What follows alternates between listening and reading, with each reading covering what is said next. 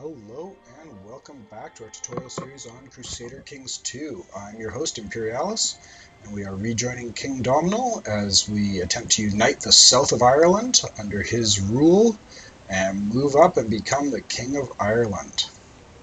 Now, before I get started here, I did want to mention something about this whole Grand Duke thing. I mentioned it in passing towards the end of the last episode, but I wanted to actually explain what that means, because becoming a Grand Duke, in a lot of ways, can actually be kind of where you want to stop climbing the feudal hierarchy.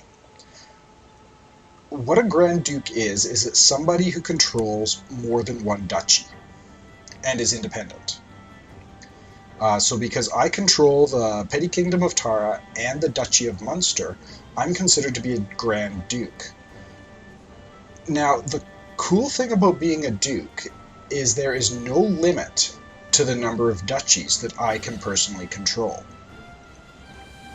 Because I'm not a king and I can't have dukes as vassals, I can just load up on duchy titles and end up as the Duke of Munster, the Duke of Leinster, the Duke of Tara, the Duke of Connaught, the Duke of Ulster, Moray, whatever duchies I can take over, I can be the direct ruler of.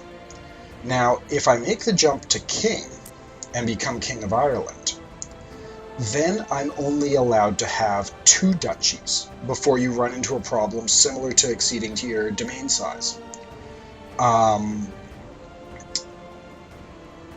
So if I were to take over the rest of Ireland, and I stayed as the Petty King of the Petty King of Tara and the Duke of Munster, I'd have to give away any other duchy titles that I create to other dukes, because you're stuck at a maximum of 2.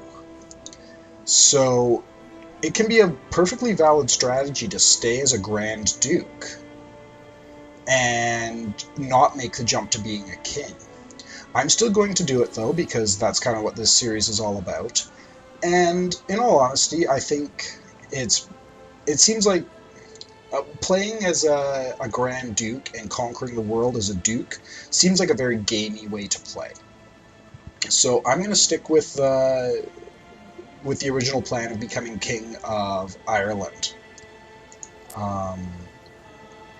But now we're in a position where I can attack Austria and keep it as part of my personal domain. So I'm going to do a quick check of his allies. He's allied with the Earl of Dorset, who isn't likely going to be able to do a whole heck of a lot. And his personal troops, he's got 1,472, so he has actually quite a few troops. So what I'm going to do is, since I'm waiting for my troops to regenerate anyhow, I'm going to drop him in 2 trained troops. And now if we go to my military, I'll cap out at 2,044. So I'll just wait a little while, and this time I might actually rely a little bit on my vassal levies too, because he really likes me and he'll send me a levy. His levies have regenerated, and it will give the Earl of Desmond here a little bit of time for his levies to regenerate.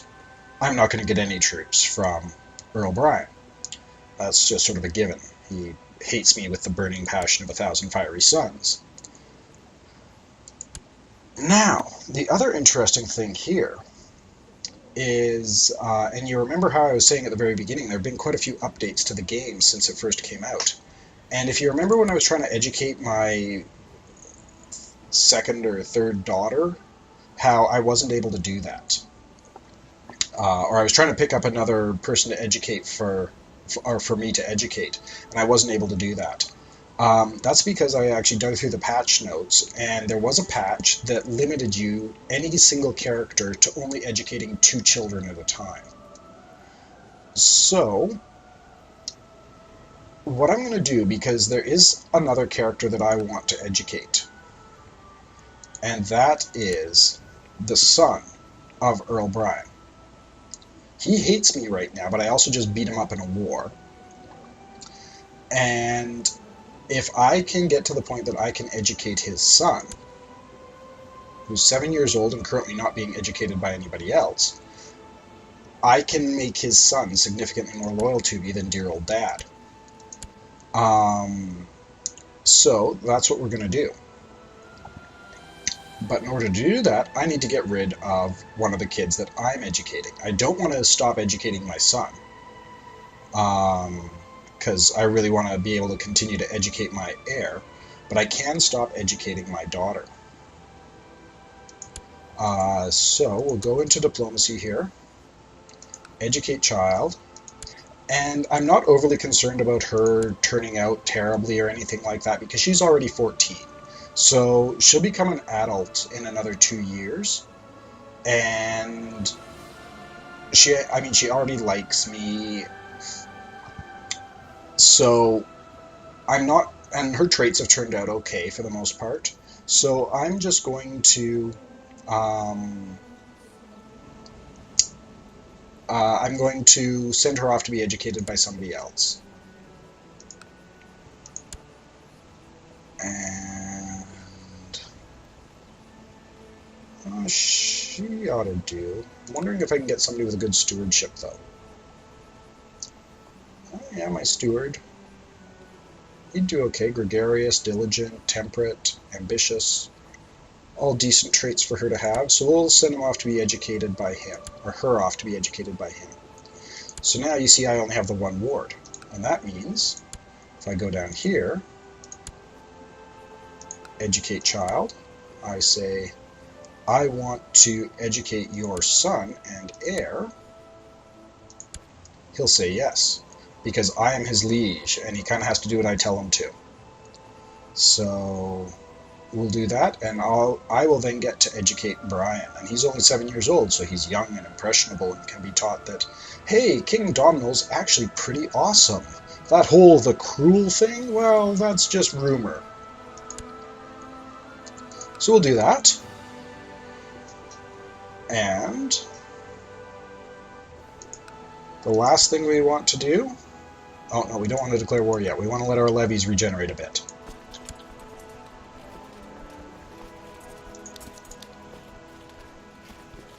Speed time up some. Okay, so I'm going to be his guardian now. That is a good thing. Yeah, if he's stuck in a fight there's no way he's going to come to Connacht's aid.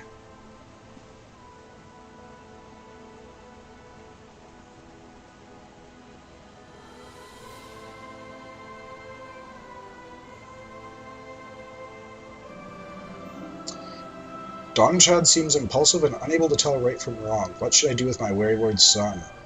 So we do not want him to have arbitrary. Penalizes stewardship, penalizes learning, makes your vassals like you less. So it's the strap for him. I'm sorry, Donchad, or Donchad. We'll beat it out of you.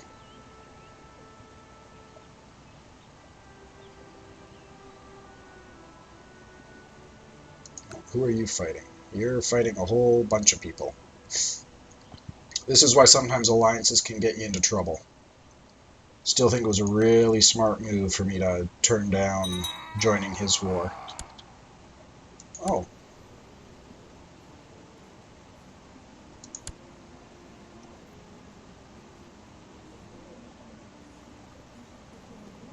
Okay. I didn't even realize I had her in prison. Oh no, that was... Do I have any other prisoners that I should release? I do have one.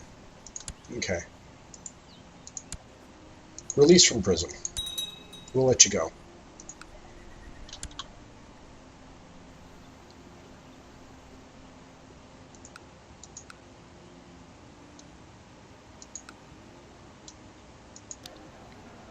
No more upgrades I can do there. Gonna have to start saving some money for... Oh, Pope died. So, he thinks I'm okay. I've got a high piety, he likes that. The nice... Ooh, here, check it out. I've got a bishop who likes me more than the Pope. Haha, wonderful. And actually, nobody really seems to like this Pope all that much. So, that means if I go to my... Where is it here?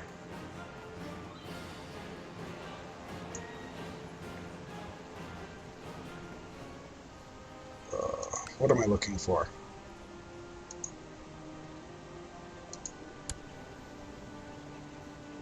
He is going to be giving me money. But why can't I remember where to find this?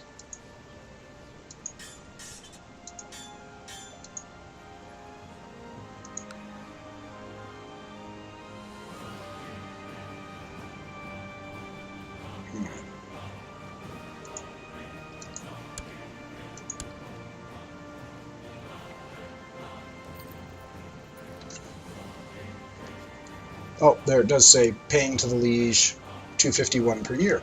So that's going to boost my income fairly significantly too.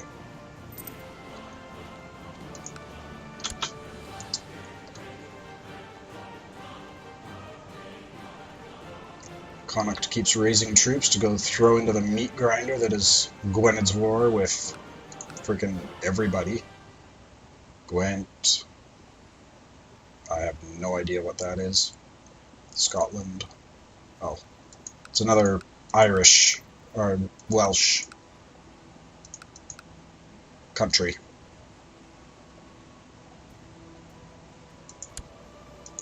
Well, still counts him as an ally, even though he hates me right now.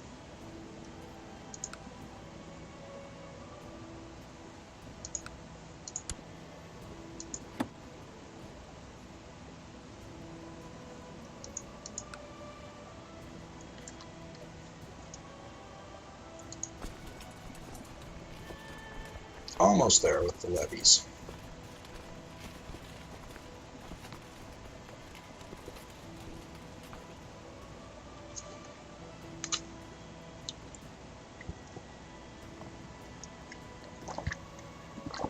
Sorry, drink some more coffee here. Coffee.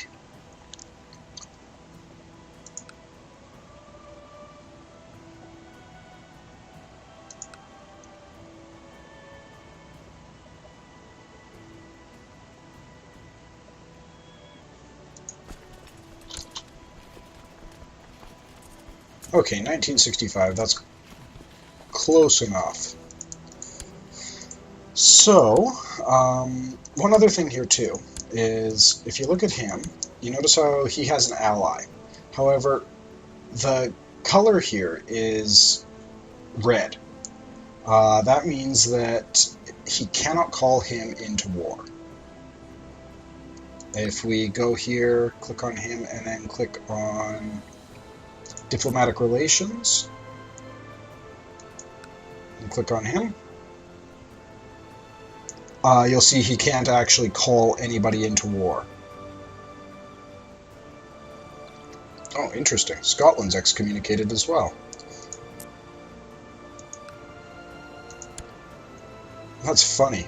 So the excommunicated king is currently fighting another excommunicated king in a war because he's excommunicated. Brilliant.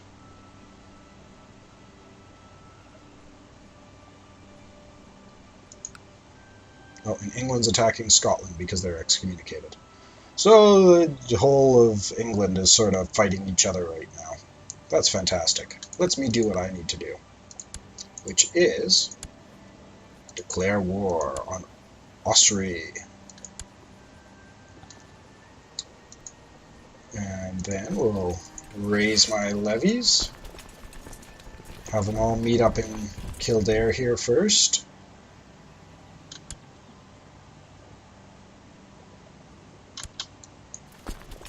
Merge them together. Swap out the leader again. And charge into battle.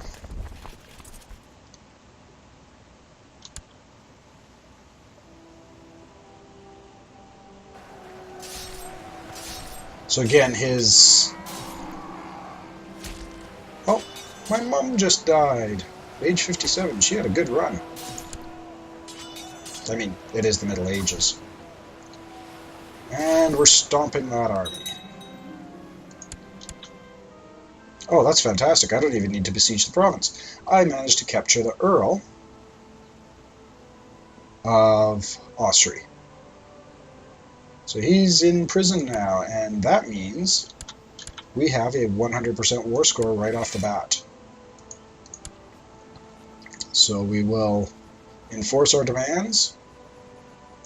Would he ransom himself? Yes, he would, but I don't need the money that bad.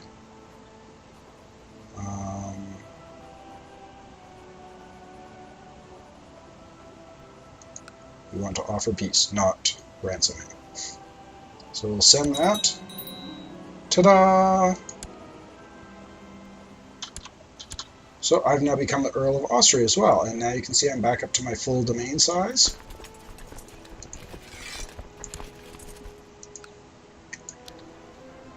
And I'm going to stay as the ruler of Ossory, because my eventual goal here is going to be to create this duchy, the Duchy of Leinster, and keep it as my second personal duchy. Ossory is a reasonably valuable county, and yeah.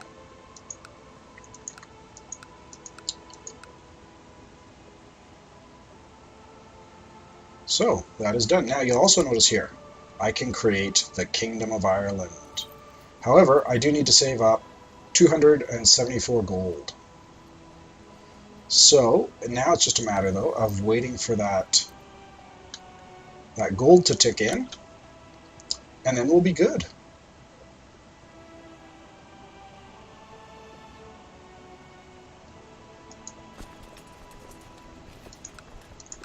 I also wouldn't mind waiting until Ossory here recovers, so it's going to take at least a year for it to get its taxes in order and to the point that I can recruit troops from there again. Measles has broken out in Thormund. That's a problem. Anybody important have it yet?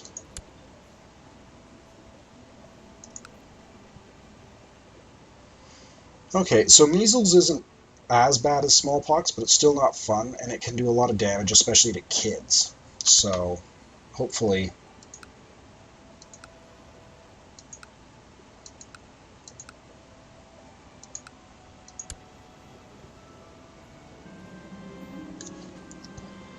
My son Donchad is a charitable little rascal. He just gave his newest toy to the smith's son.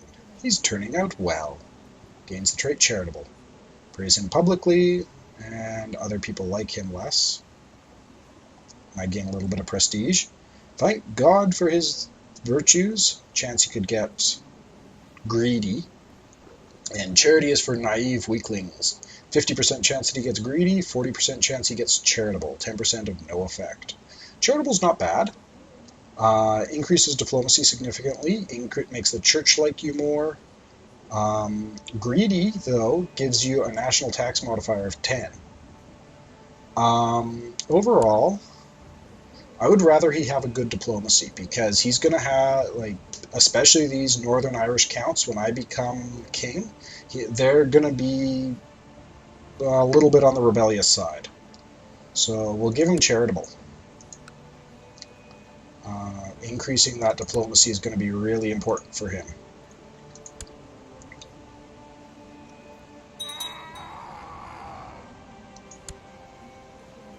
Who was he? He was my uncle, and he died.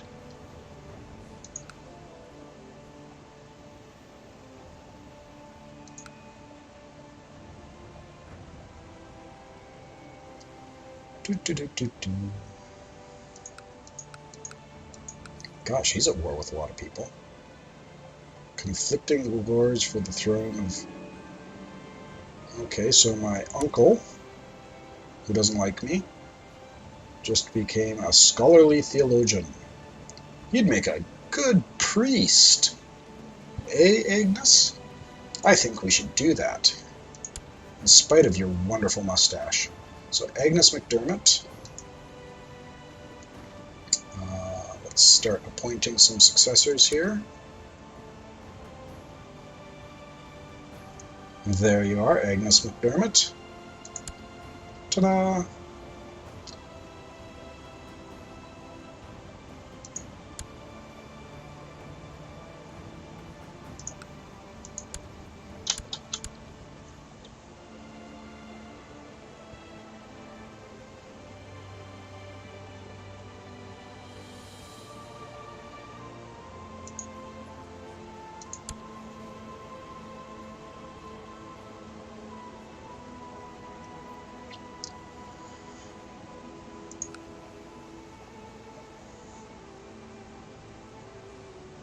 So yeah, you can see that that tax income's really starting to help. Still not getting anything from Goran here. Now, who are you? That's my daughter.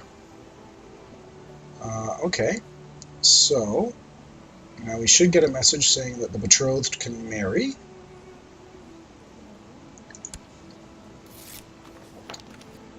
Oh dear.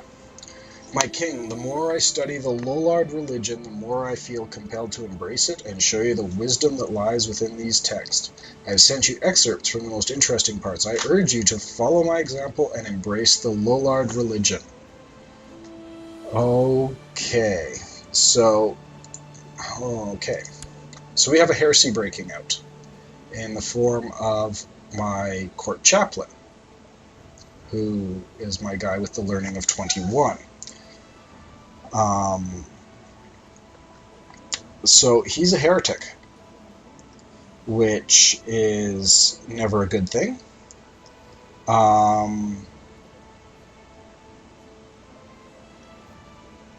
Okay. I do not want to become a Lollard. The church is way too powerful for... Oh, look, Tar covers the whole bottom now. Way too powerful for me to try and take on at this point. So I'm going to say he's mad. Arrest him. Put him in prison.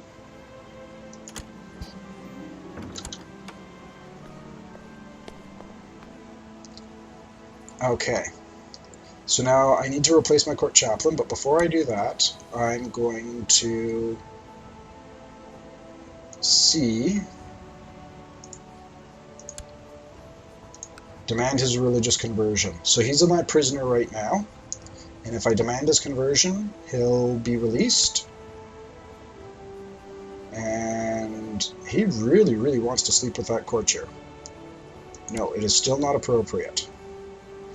Okay, so once he's released, I'm going to put him back into his council position, so I'm just going to leave that vacant for a moment.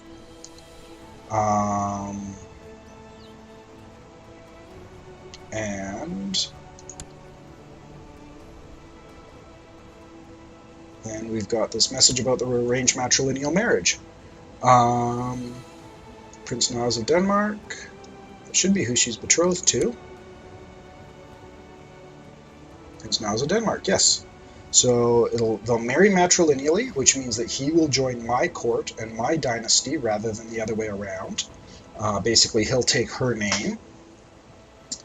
And like I said, he's got overall pretty good stats. He's got a couple of claims too, which I might be able to muck about with. He's got a weak claim on the Kingdom of England and a weak claim on Denmark. So that opens up some expansion possibilities, particularly into England.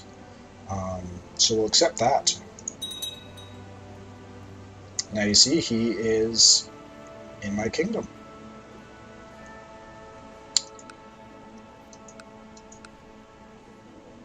Okay, now who was he educating? He was educating some random...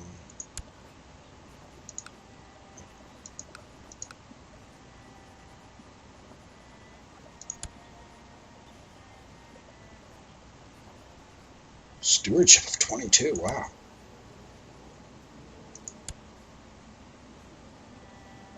Okay, yeah, we'll have him finish up her education.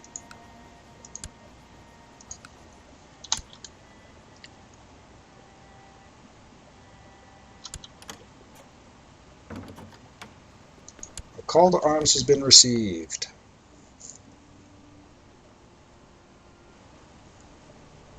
Queen Gunhild of Norway and King Kujult of Pomerania.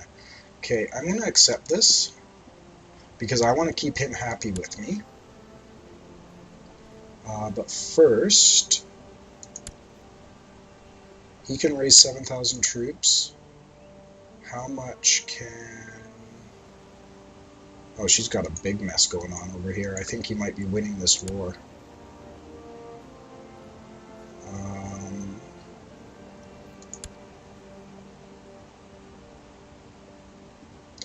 Yeah, so one of the interesting things here too is, you see here how it says the total levy of top liege is 6,069.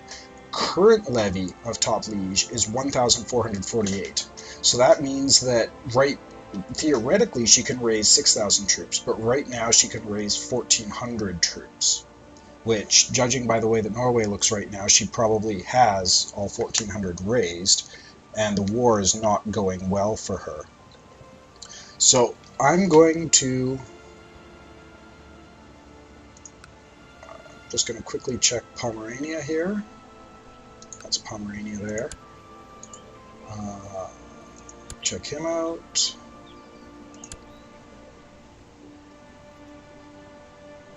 So he could actually raise the full 4,000. But if we look again at King Eric of Denmark, he can raise 6,000, though right now he only has about 4,000. But either way, I'm going to join in this war. And you can see he's winning the war against Queen Gunhild of Norway, but he's currently losing the war against King Kutroj of Pomerania. Not going to deliberately get myself too terribly involved in it, though.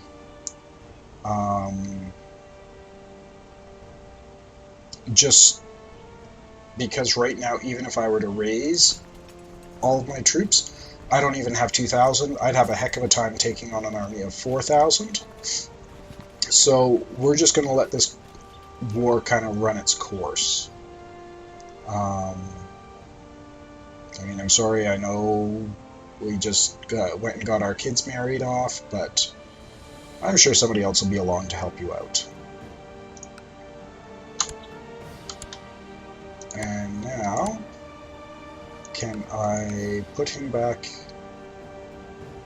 I can't seem to put him back in.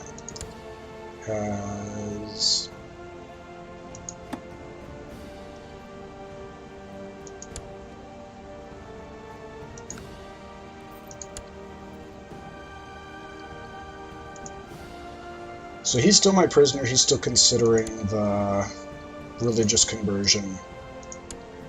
Oh, 3 more days. Convert to the Catholic faith. Perfect.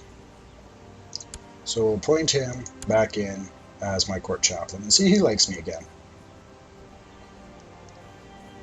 So that's good. You do get a penalty for demanding his conversion, but at the end of the day, it's not the end of the world, and it's far, far better than having lollards popping up. Ugh. Last thing I need to deal with is a major religious censure by the Pope or something like that. So who else does he have for allies? King of Sweden. Is he on side? Okay, yeah, so he's on side with both wars. Between Denmark and Sweden, they should be able to deal with this.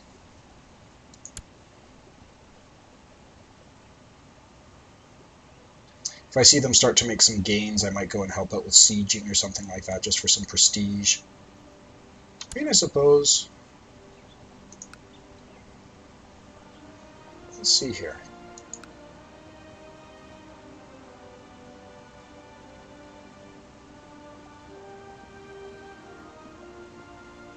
If I were to raise an army of 500 plus 800, 1,300, I could send them over and besiege one of these provinces and get some of the glory for taking on Norway.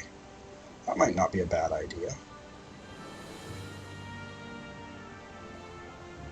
Yeah, that sounds like fun.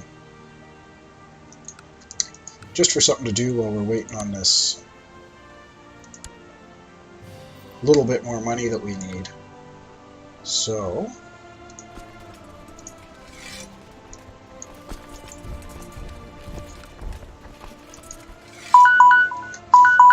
well, but that's my timer. So I'm just going to get these troops loaded onto the ship and sent over to Norway. And I'll put a cut in the video then, and then next video should be able to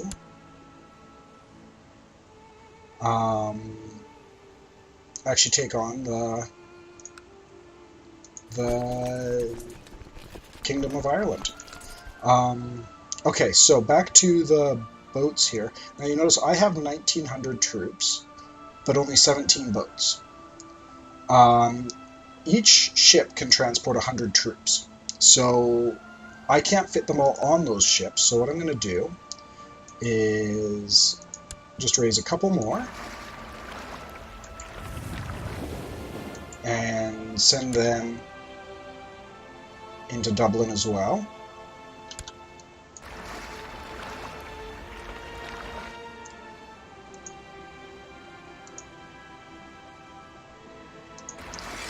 I'm actually going to dismiss the Liege Levy ships.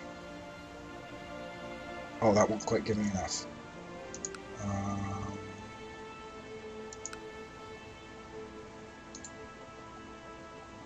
Raise your ships? We don't have any ships.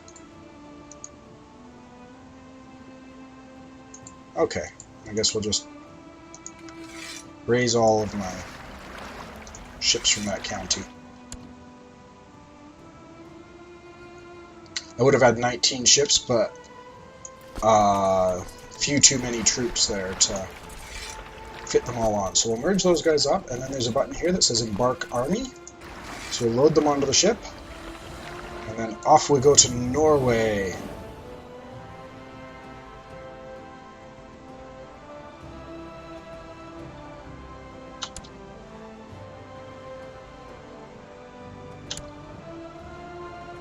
Or, interesting, let's stay closer to home. Let's take on some of these ones up in the Moray Islands.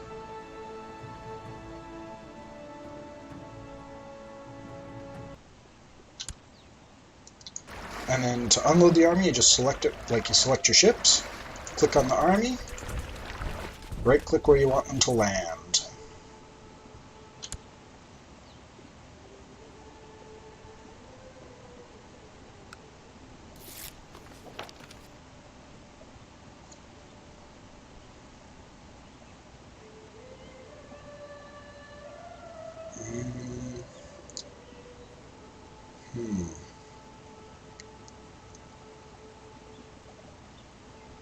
We'll use that. I don't really need it in order to forge the claim, but we'll still use it because then I can remove him as Duke.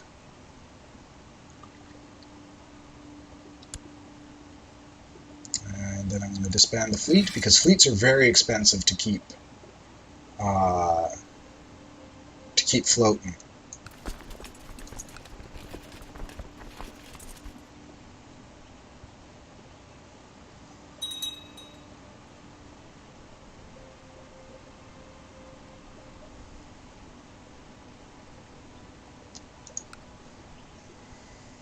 So now I'm at least earning a little bit of money again. So I could conceivably go to war with Connacht now and claim it. Now the reason, I know I'm running over time here, but the reason I wanted to use that claim, and now actually what I'm going to do is, instead of having him continue to fabricate claims, I'm going to have him improve diplomatic relations with this Earl here. But the reason I chose to use that claim is because he's a duke, or he's a petty king. And if I conquer him as king, I would rather be able to hand that title out to somebody who's going to stay loyal to me. So I would rather remove him from power entirely and install somebody of my choosing who's going to like me more. So that was my reasoning behind spending that money to get him, to use that claim on him. I know it sets me back a little bit in terms of my Conquest of Ireland plan, or my creation of the Kingdom of Ireland plan, but at the end of the day, it should be worth it. Now, one other thing I'm going to do I want to...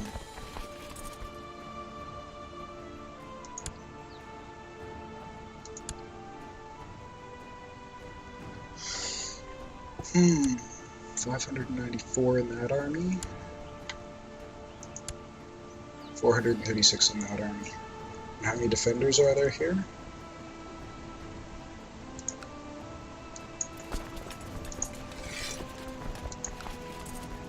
There are 1,002, so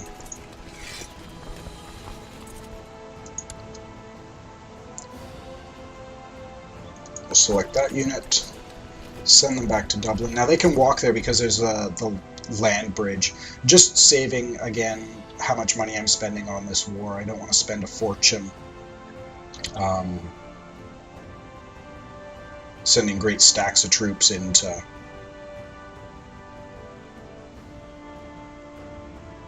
Oh. Back you go, back you go. 50 galleys.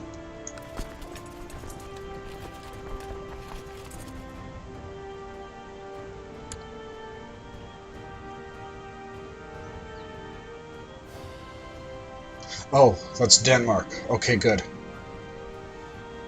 Oh. Okay. When guests arrive, my son Donchild is the first to greet them and shower them with questions. If the child clearly has potential, gets gregarious. Gregarious is a good one. Improves diplomacy, improves vassal opinion, all that sort of stuff. Thanks Jesus he isn't shy. Chance of no effect. Or potentially becomes shy. Child is annoying. We're not going to introduce him to everyone. So we'll say he has potential. Give him gregarious. Okay, no, never mind. You can go back. I thought for a second there that was Norwegian troops coming into land. Okay, well, as soon as those guys get back and I disband them, I will... My ward Brian makes sure everyone gets exactly the same amount. I like the idea of having a just vassal. Anyhow, I do need to put a cut in. I will see you guys next time. Please remember, like, comment, subscribe, all of that good stuff.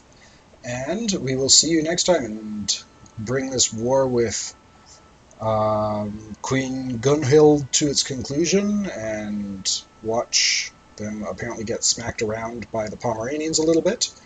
But other than that, everything seems to be going on track, and we are well on our way to becoming King of Ireland. Anyhow, have yourselves a great day. Cheers.